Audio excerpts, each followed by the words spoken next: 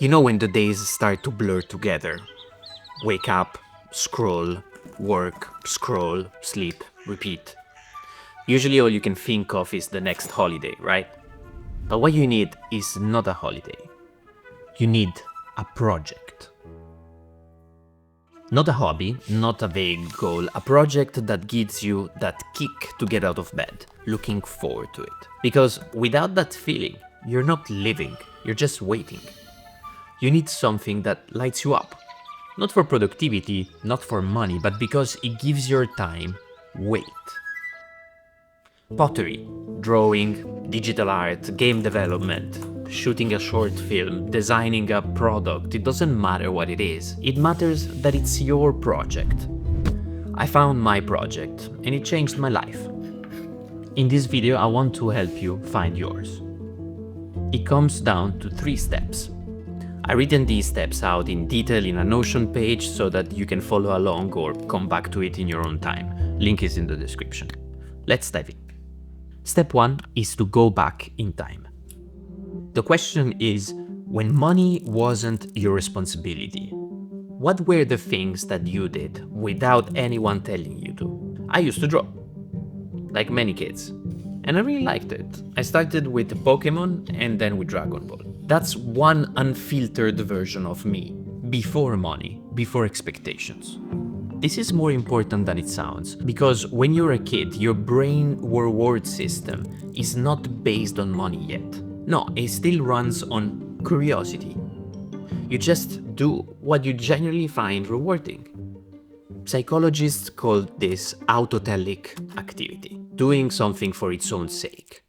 That's a gold mine because it's where real motivation is born. If you look at people who have built deeply fulfilling careers around their interests, artists, inventors, founders, and now creators, you will see this pattern again and again. They found a way to connect with a version of themselves that loved to do the thing long before it had any practical value. If you don't remember what that thing was, ask your family or look at old photos. Sometimes we forget, but the clues are always there. The point is not to go back and copy your childhood self. The point is to rediscover the activities that gave you drive before adulting made you focus on other, more proper ways of earning a living. That activity should be what you use for the next step of the process, which is to make shit before it's cool. Or in other words, to make cool shit, you first need to make shit. Don't wait for gear, don't wait to get good, and please don't study. Start with what you have, and do what you can. I started drawing again and all I could do was copying simple references. Your only goal in this phase is to start making stuff with that forgotten activity. There's no way around it. This is the cringe phase. For example, my first 6 months of videos on this channel are hidden. I will leave some links in the description so that you can watch a couple and you can also see the first drawings that I made when I started picking it back up. And the YouTube side of things I will explain it later because it's part of this system as well. The point is that by focusing on the activity itself rather than the result, you slowly figure out your workflow for making shit. And it's only by making, however rough the result, that you actually start moving. So don't aim for great, aim for done. Again and again. Honestly, figuring out the right routine for your project is pure trial and error. Try out all of the tips and the ideas that you can find, the ones that I share in my videos or others that you find on the internet. Try to be hungry about new approaches that you can try to implement in practice. That's actually why I started documenting everything. Every routine that worked, every mindset shift that happened, every productivity trick that made the difference for me, I wrote it down in a small Notion page.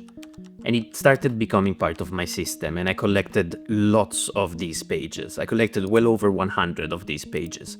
Lessons, strategies, and tools that helped me stay consistent, grow my skills, and make real progress while working full-time. I try to share as much as I can in videos like this one, but if you want to access the full database for yourself, pop your email in the link below, as I'm making it available for purchase soon, and if you like what I do, it's the best way to support my work directly. And in return, you will get lifetime access to everything I know. And I keep updating it as I learn, so it only gets more and more useful with time. Whatever you do though, just keep making stuff, and keep learning by doing. That's the whole philosophy of project-based learning, which is how I achieved any meaningful goal in my life. But we're missing one more step, which is essential to ensure that you become consistent without needing discipline actually, and that is to go forward in time. Instead of looking backwards into our childhood, this time we project ourselves into the future, 5 years from now. What's the ideal version of you in that point in time? What are you doing that feels right? What are you good at? What fills your day? What do people ask for your help or opinion about? What are you proud of? In this case, it's totally fine if money is part of the answer. It doesn't have to be, but it totally can. There's nothing wrong about it. Most of us cannot ignore money when we look ahead, not unless you're one of the rare lucky few who never has had to think about it, and I'm definitely not in that group. When I project myself 5 years into the future, money is definitely part of the plan, but it's not the plan. In 5 years, I want to spend my days making art in different forms on my own schedule, but I don't want to live off selling my art. I want my work to be free, because the reason I want to draw is a selfish one. This is an important note. I make art for me, for the sake of it. It's autotelic, like we said before. And money doesn't really work like that. Money flows as a reward for doing something for others. Have a think of whether it's possible, or if it even makes sense, for the activity that came out from step 1 to be at the service of others. If it is, fantastic, there is your source of income sorted. But if it's not, like me, don't worry, because there is a plan that you can follow. And the plan is this. Instead of forcing an offer, you can let the activity act on what we call the top of the funnel of a business.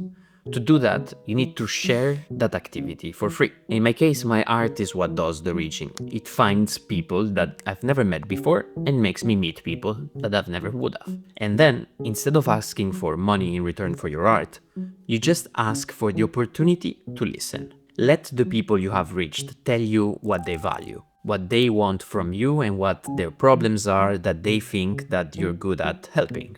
It's not a revolutionary concept, it's actually textbook startup 101. In my case, over 1,000 people told me that what they struggle with and what they would pay to solve is what they see me as being good at. That's how I discovered that people resonate with how I build routines, how I stay consistent and create systems that enable me to reach my goals despite having a full-time job and pursuing many interests. So, if your step 1 made you land on an activity that you cannot do or don't want to do for others, then you document your journey through doing that activity such that it reaches people that can then let you know what it is that you do that they value. It's cool because it's a journey of self-discovery in some way. And to be sharing your journey, you have many options, but I think that the good approach is to choose what you already use the most in your daily life, not what you think is easiest. I'm an avid consumer of YouTube videos, so that's why I share my journey on YouTube. Even if doing it on Instagram, for example, would have spared me a lot of effort in learning to script, film, edit, package, etc. And this step of sharing is unavoidable if your activity from step 1 is not done at the service of others. But to be honest, I would recommend this step anyways. In fact, it should be a bonus step here. Document your journey. You can even do it in a secret account. Share it, or don't, but track it. Because here's what happens. It makes you more consistent on your activity. It makes you develop skills that you didn't even know existed. And it opens doors that you didn't even know existed. I'm sure you've seen it plenty of times. People building awesome stuff in the jungle. Sculptures with clay or wood turners, or people building ecosystems in their bedrooms. Channels reaching millions of people just by sharing their journey. And no one asked them to start, but they did, and it's awesome. And if you're worried about being seen too early, you can just set your videos to private, like what I did in the first 6 months. Again, I'll leave some links so that you can watch some of my extremely cringe first videos to get an idea of where I started and hopefully give you the permission of being very bad to start with. But even with your passion project nailed down and started, can you actually stick to it? Because unfortunately, most people don't. They will get excited and start strong for a few days or even weeks. Then they fall into the same traps that kills 99% of passion projects before they turn into something real. If you're serious about making it happen and making it last, then watch this next video where I cover most common mistakes that separate those who stop from those who last. I'll see you there.